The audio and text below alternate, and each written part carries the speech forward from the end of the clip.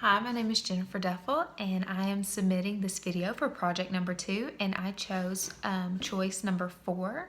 And today I'm going to be talking about a young man who I have had the privilege of working with over the past few years. I long-term sub in his classroom, and for his sake, we're just going to call him Ryan. Ryan is a 16-year-old Caucasian male.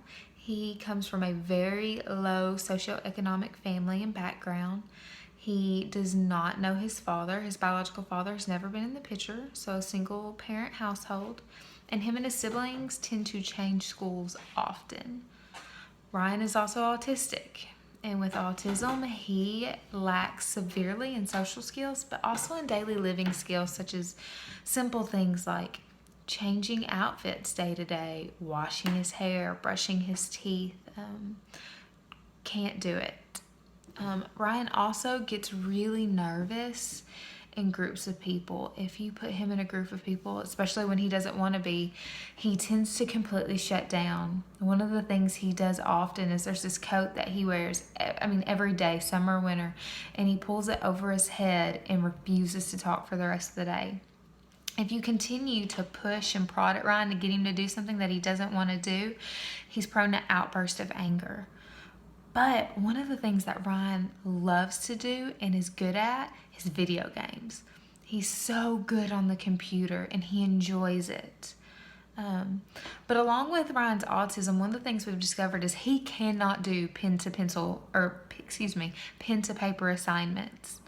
He absolutely cannot do it. So throughout the years, we began to modify his assignments to where everything's on the computer. But like every 16-year-old boy, he takes advantage of things, and he's figured out that, well, if I'm on the computer and the video games are on the computer, why would I do my homework? I'm just going to play video games.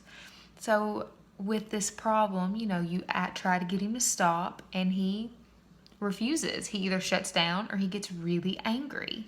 So we began to start implementing the theory of extinction, which we just learned about. And each time that Ryan refused to do his work, we unplugged the computer. And just like it says in the beginning of the book, when you stop whatever it is that they're wanting to do, their behavior gets worse, and Ryan just pitches a fit. He gets extremely angry, he yells, and then he just pulls his coat over his head, and we cannot get him to move or do anything for the rest of the day. But however, Ryan is slowly beginning to learn that if I do my work, I get to play video games. So in the beginning, when he first kind of started to understand this, he would just rush through his work, get it done really, really quick. He did not do a good job on it. So we rewarded him just a little bit because he did do his work. So he got 5 minutes on the computer, but he was not happy with just 5 minutes. So he started to realize, and we also told him that the better job you do on your homework, the longer you get to be on the computer. So eventually Ryan started to put a little more effort in and would do a good job. And so the better the job, the longer he got to play, until now Ryan is able to 100% get his work done, and he does a good job most of the time, and he gets to play video games. So that was the first thing I thought of when we read that chapter, when we talked about extinction, was Ryan and the video games.